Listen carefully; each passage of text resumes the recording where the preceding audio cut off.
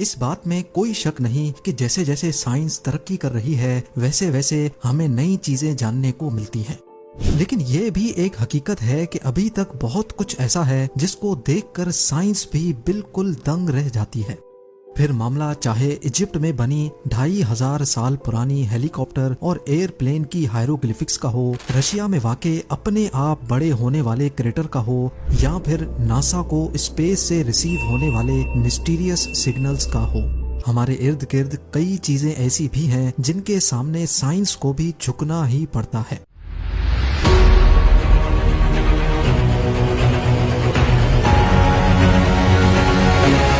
नाजरीन, आज आप 5 ऐसी ही मिस्ट्रीज के बारे में जानेंगे जिनकी असल हकीकत आज तक किसी को भी मालूम नहीं पड़ सकी। तो आइए शुरू करते हैं। नंबर 5, आउटर स्पेस बेशुमार मिस्ट्रीज और लाजवाब सवालात से भरा हुआ है जिनको जानना और समझना साइंस के लिए अभी तक एक इम्पॉसिबल टास्क है।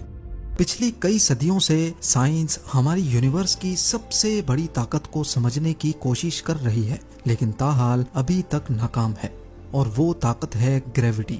जिस तरह अर्थ की ग्रेविटी तमाम ऑब्जेक्ट्स को अपनी तरफ अट्रैक्ट करती है, इसी तरह सूरज की ग्रेविटी अर्थ समेत सोलर सिस्टम के दूसरे प्लैनेट्स को भी अपनी तरफ अट्रैक्ट करती है। लेकिन सूरज को किसकी ग्रेविटी अपनी जगह रहने पर मजबूर कर रही है? सूरज तो बहुत छोटी बात है, करोड़ों अरबों गैलेक्सीज और इन गैलेक्सीज के स्ट्रक्चर को कौन सी ग्रेविटी ने बना रखा है? कोई तो ऐसी चीज जरूर है जिसका मास इतना ज्यादा है कि वो इन तमाम गैलेक्सीज को अपनी अपनी जगह पर मेंटेन किए हुए है। साइंसदानों ने इस ना दिखने वाली ग्रेविटी को डार्क मैटर का नाम दिया है, और ये मैटर हमारी यूनिवर्स के 85% मास को कवर करता है। पर हैरत की बात यह है कि पिछली कई सदियों से इस पर स्टडी करने के बावजूद भी हम इतने ज्यादा फैले हुए इस मैटर के बारे में ना कुछ जानते हैं और ना ही इसको हबल या फिर जेम्स वेब जैसे पावरफुल टेलीस्कोप से देख सकते हैं। साइंस सिर्फ इतना जानती है कि डार्क मैटर मास का एक थ्योरेटिकल वर्जन है जिसको ना हम देख सकते हैं और ना ही महसूस कर सकते हैं, लेकिन इसकी ग्रेविटी की वजह से इस यूनिवर्स का पूरा सिस्टम चल रहा है। नंबर 4, बेशक दुनिया के पावरफुल टेलीस्कोप से हम 13.1 बिलियन लाइट ईयर्स दूर गैलेक्सीज को देख सकते हैं, ब्लैक होल की फोटो कैप्चर करने में कामयाब भी हो चुके हैं, और साइंस की पावर इस्तेमाल करके हम 14 करोड़ किलोमीटर दूर मार्स पर कई रोवर्स भी भेज चुके हैं। लेकिन सबसे बड़ी हकीकत ये है कि ये तमाम मिशंस हम जिस प्लेनेट पर रहकर कर रहे हैं उसके ओशंस को अभी तक एक्सप्लोर नहीं कर पाए। करीब 80% से भी ज्यादा ओशन के हिस्से ऐसे हैं जहां की दुनिया हमारी दुनिया से बिल्कुल कटी हुई है। ओशन का deepest point Mariana Trench 11,022 metres गहरा है, लेकिन हम इंसानों ने ओशन का सिर्फ वो हिस्सा अभी तक एक्सप्लोर किया है जो सिर्फ 200 मीटर्स गहरा है। इस पॉइंट को ट्वाइलाइट जोन कहा जाता है, जहां सूरज की रोशनी ना होने के बराबर है।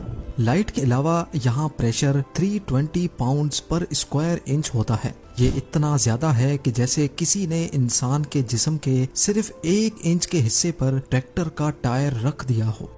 यही वजह है कि इंसान का चांद पर जाना तो आसान है, लेकिन ओशन के ट्वाइलाइट जोन से भी नीचे जाना बहुत ही मुश्किल है।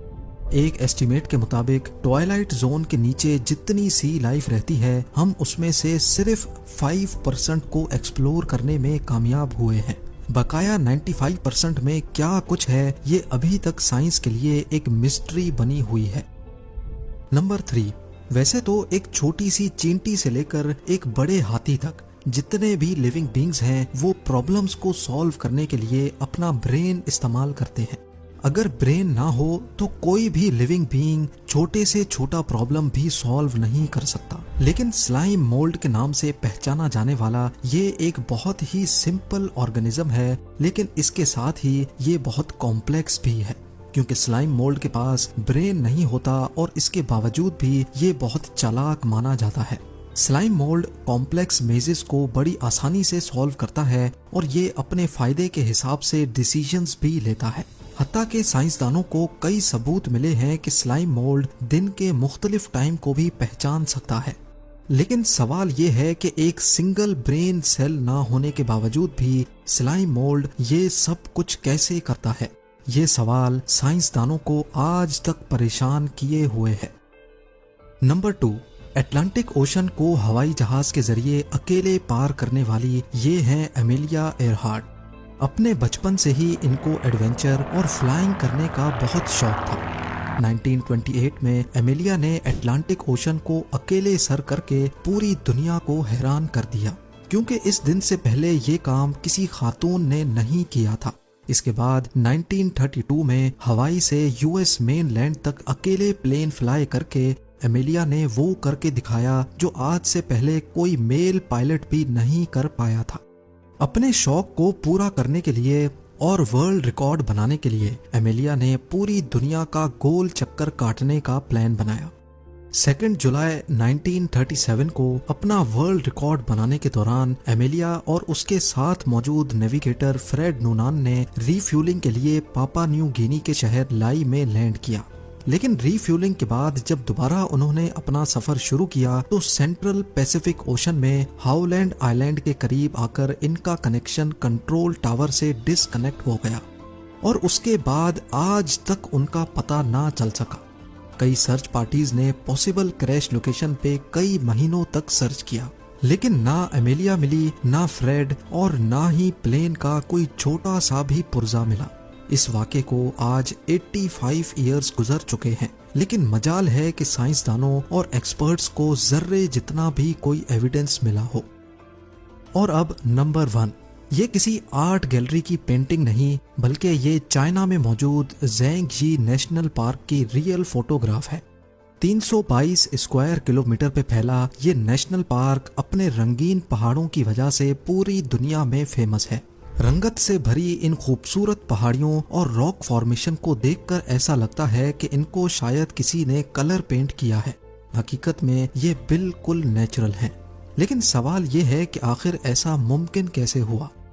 कई साइंसदानों का मानना है कि पहाड़ों के कलरफुल होने की वजह यहाँ मौजूद सैंडस्टोन और मिनरल्स का मिक्सचर है जो कई सालों से केमिकल रिएक्शन कर रहा है। लेकिन ऐसा इत्तेफाक तो कई और जगहों पर भी होता है, तो ये कलरफुल फॉर्मेशन सिर्फ यहीं पर ही क्यों है? जो लोग इस थ्योरी को नहीं मानते उनका कहना है कि अर्थ की टेक्टोनिक मूवमेंट्स की वजह से ये खूबसूरत फॉर्मेशन बनी है। कई सदियां गुजरने के बावजूद भी साइंस अभी तक इस दिलकश और हसीन पहाड़ों के पीछे का असल राज मालूम नहीं कर सकी।